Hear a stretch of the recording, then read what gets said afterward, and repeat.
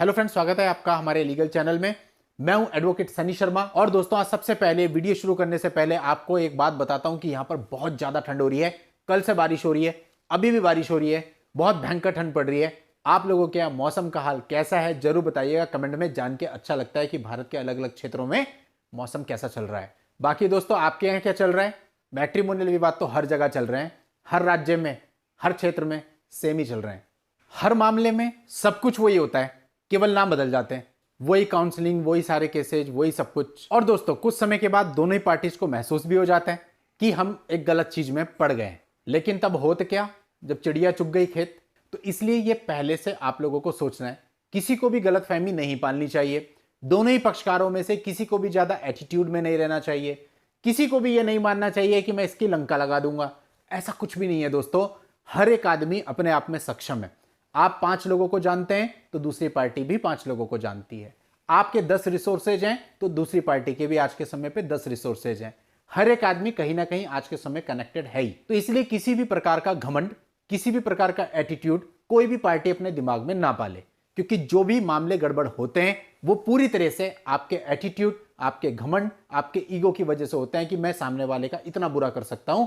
और धमकियों का दौर भी चलता है जिसमें तरह तरह की धमकियां दी जाती हैं, ऐसा कर दूंगा, ये उखाड़ दूंगा, ये उखाड़ दूंगी। इस प्रकार की जो चीजें होती हैं ना दोस्तों, ये नहीं होनी चाहिए। देखिए दोस्तों, ये कोई लीगल वीडियो तो नहीं है, ये मैं personally as a friends, as a family आपसे केवल बात कर रहा हूं। इसीलिए मेरी लैंग्वेज भी थोड़ी सी ऐसे ही जा रही है, क्योंकि जब हम लीगल वीडियो बनाते हैं तो ऑब्वियसली हमें थोड़ा कुछ चीजों का ध्यान रखना पड़ता है। लेकिन जब मैं अपनी फैमिली से बात कर रहा हूं या मैं अपने दोस्तों से बात कर रहा हूं तो मुझे ज्यादा फॉर्मल होने की आवश्यकता नहीं है। दोस्तों देखिए, ये ईगो, ये घमंड सब कुछ खराब कर देता है, सब कुछ नष्ट कर देता है। हो सकता है शुरू में किसी एक पार्टी को ज्यादा तकलीफ हो, क्योंकि एक लेमैन जो कभी इस फील्ड से होके गुजरा नहीं, उसके लिए बड़ी बात होती है। जो आदमी जिस फील्ड से होके गुजरा है उसके लिए कॉमन होता है। हमारे घर में किसी की तबीयत खराब होती है, फॉर एग्जाम्पल जब मेरी बेटी छोटी हुआ करती थी तो उसके यहाँ पे टाइल का एक टुकड़ा घुस गया था और बहुत सारा ब्लड आ गया था, तो हम लोग पागल हो गए थे। लेकिन जब हम डॉक्टर साहब के पास ले गए, डॉक्टर साहब ने कहा अरे कुछ नहीं है, हड्डी दिख रही है अंदर की, अभी टाके लग जाएंगे। बहुत कॉमन। लेकिन हमारी हालत खराब हुई पड़ी थी। तो दोस्तों क्यों? क्योंकि उनका रोज का काम है, उनको आदत थी। हमें थोड़ी देर तकलीफ हुई, टांके लगे, कुछ दिन की दिक्कत हुई, फिर सब ठीक हो गया। यही लीगल फील्ड भी है। जो लोग इस फील्ड से रिलेटेड नहीं है उनके साथ ये होता है। उनको थाने में बुलाया जाता है, कोर्ट से नोटिस आते हैं, उनको तकलीफ होती है, डर लगता है। लेकिन फिर जब वो एक बार के बाद बेल ले लेते हैं, चीजें थोड़ी आगे बढ़ जाती हैं, तो उनको रिलीफ आ जाता है कि कोई चलो कुछ ज्यादा नहीं है, केस ही लड़ना है। तो कुल मिला के बात यही होती है, केवल कुछ समय का तोलमोल होता है जहां पर दोनों ही पार्टी को तकलीफ होती है। लड़की की तकलीफ थोड़ी ज्यादा होती है क्योंकि उसके खिलाफ बहुत सारे मुकदमे होते हैं। लड़की के खिलाफ चूंकि ज्यादा मुकदमे नहीं होते इसलिए उसकी तकलीफ थोड़ी कम होती है। लेकिन आगे जाकर के लड़की को भी सेम तकलीफ होती है, क्योंकि यदि उसने कुछ गलतियां करी है तो हो सकता है लड़का भी कोई ना कोई केस डाल दे, और नहीं भी डालता है तब भी केसेज में आना तो उसको भी पड़ेगा, चलाना तो उसे भी पड़ेगा, पार्टी तो वो भी है, तो तकलीफ तो होगी। क्योंकि सिर्फ पैसे को देख करके हम ये नहीं कह सकते ना कि एक पार्टी को पैसा मिल रहा है, दूसरा दे रहा है तो जो पाने वाला है वो खुशी रहेगा, ऐसा तो है नहीं। आप कोर्ट में जाएंगे, वकील साहब को फीस भी देंगे, आपका टाइम भी लगेगा। सामने वाली पार्टी ऑर्डर होने के बाद भी पैसा देती है या नहीं देती है वो उसकी मर्जी है। फिर आप बार बार रिकवरी में जाएंगे, यानी कुल मिला के परेशानियां बनी रहेंगी, परेशानियां खत्म नहीं होंगी। तो अगर आप परेशानियों को खत्म करना चाहते हैं तो उसका एक सिंपल सॉल्यूशन है कि आप इस प्रकार की चीजें ना करें। आप दोनों पति पत्नी प्यार से एक जगह बेड पर बैठ करके डिसाइड करें कि आपको क्या करना है, और जो भी करना है उसे कागज में नोट डाउन करें, किसी वकील साहब से उसे फ्रेम करवाएं और जाके म्यूचुअल डाइवोर्स ले लें। किसी के भी कहने सुनने में ना आए, क्योंकि जो रिश्तेदार हैं, जो दोस्त हैं, वो हमेशा भड़काएंगे, वो हमेशा आपको चौंक देंगे कि नहीं भाई तूने 5 लाख क्यों मांगे, तू तो 50 लाख मांग, फला फला सोहन लाल की लड़की थी उसको तो देखो 60 लाख मिले थे, तू तो बेवकूफ है जो म्यूचुअल डाइवोर्स ले रही है। ये जो समझाने वाले होते हैं, ये जो भड़काने वाले होते हैं, यही पूरी तरह से आपका मामले को खराब करने वाले होते हैं। यही पूरी तरह से लालच का रॉन्ग नंबर आपके दिमाग में फिट करने वाले होते हैं। ऐसा कभी ना करें, क्योंकि आपसे बेहतर आपके पति की आर्थिक स्थिति को कोई नहीं जानता है। आप उसके साथ रही हैं, आप उसके नेचर को भी जानती हैं, आप उसकी सारी लायबिलिटीज और एसेट्स को भी जानती हैं। तो जो भी उसकी लायबिलिटी और एसेट्स हैं उनके अकॉर्डिंग आप उससे डिमांड करिए, लीजिए और साइड हो जाइए। और साथ ही साथ ये भी ध्यान रखिए कि कोई ऐसा अमाउंट आप बता रही हैं जो वो अफोर्ड नहीं कर सकता है, तो एक सीमा तक ही आप उसको मजबूर कर सकती हैं। उस सीमा के बाद आदमी बेशर्म हो जाता है, आदमी कहता है अब मेरे पास कुछ है ही नहीं, अब ले ले भाई, कैसे लेना है। तो इस स्थिति को मत आने दीजिए। यह स्थिति आ गई तो फिर कुछ भी नहीं मिलने वाला और आपका फ्यूचर भी स्पॉइल होगा, क्योंकि पति से आप अलग हो ही चुकी हैं हो सकता है आपका सोर्स ऑफ अर्निंग भी ना हो। अगर आपका सोर्स ऑफ अर्निंग भी नहीं है, ऐसे में कैसे आप अपना गुजारा चलाएंगी? अगर आपके साथ बच्चा भी है तो कैसे आप करेंगी? तो इसलिए वो काम करें जिससे सभी को सुख और शांति का अनुभव हो। ज्यादा लालच करने वाला कौवा कहां पे गिरता है ये आप सबको पता है, इसलिए दोनों ही पार्टी को लालच नहीं करनी चाहिए। लड़के को भी लालच बिल्कुल नहीं करनी चाहिए कि मुझे इतना नहीं इतना दहेज चाहिए, इस लड़की से नहीं उस लड़की से शादी करता हूं क्योंकि उसके बाप के पास ज्यादा पैसा है। लड़की को भी लालच बिल्कुल नहीं करनी चाहिए कि भाई इससे मैं इतना ले लूं।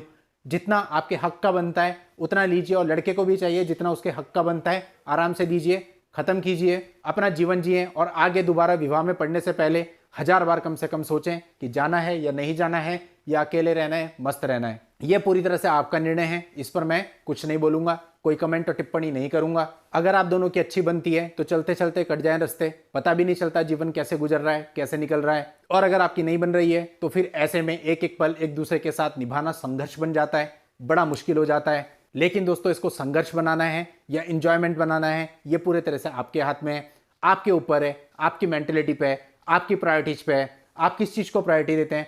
आप अपने पार्टनर को प्रायोरिटी देते हैं या बाकी सोशल मीडिया को प्रायोरिटी दे रहे हैं? आप अपने पार्टनर को प्रायोरिटी देते हैं या अपने दोस्त यारों को प्रायोरिटी दे रहे हैं? आप अपने पार्टनर को प्रायोरिटी देते हैं या फिर आप बाकी की अला फला चीजों को प्रायोरिटी दे रहे हैं? आपके ऊपर है भाई। अगर आप अपने पार्टनर को टाइम देंगे, आप अपने पार्टनर को प्यार देंगे, आप उसको सहयोग करेंगे, तो कैसे आपका पार्टनर आपकी रिस्पेक्ट नहीं करेगा, चाहे वो कोई भी हो। अगर आपका पार्टनर गलत भी है और आप फिर भी उसको डील कर रहे हैं अच्छे से, तो वो समझ जाएगा। अगर आपको लगता है कि नहीं, आपके केस में तो ऐसा नहीं है, आपका पार्टनर बिल्कुल नहीं माना, आप बहुत अच्छे थे लेकिन वो बुरा था, ऐसा बिल्कुल भी नहीं है। गलती कहीं ना कहीं आपकी भी होगी, थोड़ी ही होगी जरूर, तभी होता है। अगर आप सामंजस्य बिठा सकते हैं, मैं ये मानता हूं बहुत कुछ लड़के के ऊपर होता है। अगर लड़का तरीके से चले तो वो अपनी माँ और अपनी बीबी दोनों में बैलेंस बना सकता है, क्योंकि माँ और बीबी दोनों के ही हाथ में लड़के का एक एक हाथ ऐसे रहता है और वो इधर इधर से खींच रही होती हैं। तो ऐसे में अपने बाजुओं का जोर दिखाते हुए दोनों को आपको ऐसे खींच के रखना होता है अपनी तरफ से, ताकि रिश्ते ना टूटे। अगर आप ढील छोड़ देंगे तो एक हाथ माँ के पास चला जाएगा, एक हाथ बीबी के पास चला जाएगा, बचेगा कुछ भी नहीं।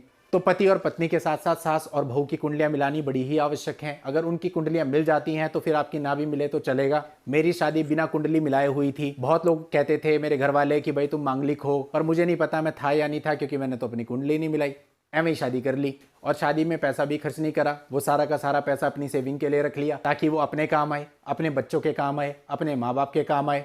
उस समय पे महसूस नहीं हुआ, आज महसूस होता है कि कितना अच्छा काम हो गया, कितने सारे पैसे बच गए। आज के समय में सबसे बड़ी मूर्खता यही है कि अगर आप शादी में बहुत सारा पैसा लगा रहे हैं तो ऐसा बिल्कुल मत कीजिए। वो सारा पैसा सेव कीजिए अपने लिए, अपने माँ बाप के लिए, अपने आने वाले बच्चों के लिए, अपने फ्यूचर के लिए। तो वो पैसा आपको कहीं ना कहीं काम देगा। लेकिन यदि आपने ऐसा नहीं सोचा है, आपने जाकर के वैसी वाली मैरिज करी है जिसमें आपने ऊपर से फूल बरसाए हैं। किससे बरसाए हैं? वो जो उड़ता है, क्या बोलते हैं यार उसको, ड्रोन, और या हेलीकॉप्टर से फूल बरसवाए हैं, या फिर आपने कहीं बाहर जाकर के हनीमून मनाया है, या फिर आपने और इस प्रकार की चीजें की। एक वो भी होता है प्री वेडिंग फोटोशूट, वो भी करवाया है, और उसके बाद हाथी घोड़े भी खड़े करे हैं शादी में। तो वो सारा जितना भी पैसा था वो गया आपका गड्ढे में, जिसकी कोई कभी रिकवरी नहीं होनी है।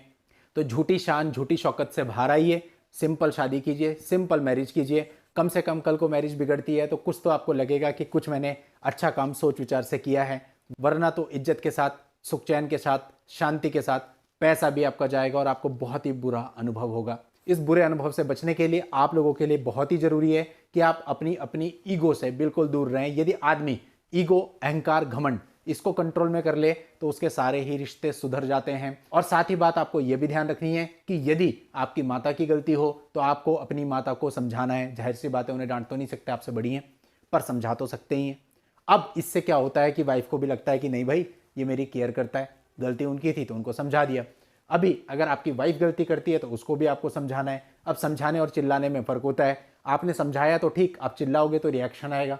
तो इसलिए प्यार से समझाना है। प्यार से जो चीज़ की जा सकती है वो गुस्से से बिल्कुल भी कभी भी नहीं की जा सकती है।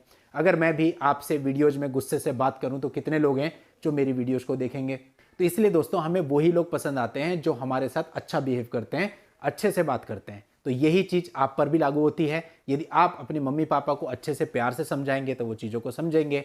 इसी तरह से वाइफ को अच्छे से समझाएंगे तो वो भी चीज़ों को समझेगी। वाइफ के साथ भी यही सेम है। यदि कुछ प्रॉब्लम है तो अपने हस्बैंड को प्यार से समझाए। चीखने चिल्लाने से केवल बातें बिगड़ती हैं। अब हमारा नेचर चीखने चिल्लाने वाला ऐसा गलत ना बने, उसके लिए बात फिर वहीं पे खड़ी हो जाती है, जो मैंने कई वीडियोज में बोला कि बचपन से ही बच्चों को सिखाया जाना चाहिए कि ये चीज़ें आगे जाके आपको डिस्टर्ब करेंगी। उनकी नींव अच्छी बनानी चाहिए, तभी ये सारी चीज़ें चल सकती हैं। यदि ऐसा नहीं है, आपने शुरू से ध्यान नहीं दिया, अपने बच्चों को नहीं समझाया, तो बड़े होके आप कुछ भी नहीं समझा सकते, कुछ भी उनमें बदलाव नहीं कर सकते। इम्पॉसिबल है, उनकी लाइफ खराब हो जाएगी। तो चलिए दोस्तों, ऐसे जब मैं आपसे बातें करने बैठता हूं तो मुझे टाइम का बिल्कुल पता नहीं चलता, और ऑलरेडी ये वीडियो बहुत लंबी हो चुकी है। अभी इसे एडिट भी करना है, फिर वीडियो को अपलोड भी करना है, तो टाइम बहुत लग जाएगा। आज के दिन में शायद काम पूरा भी ना हो पाए, इसलिए इस वीडियो को मैं यहीं विराम देता हूं और आप सबसे विदा लेता हूं। नेक्स्ट वीडियो में नई जानकारी के साथ मैं आपसे फिर मिलता हूं। तब तक के लिए good bye and thank you for watching. Take care.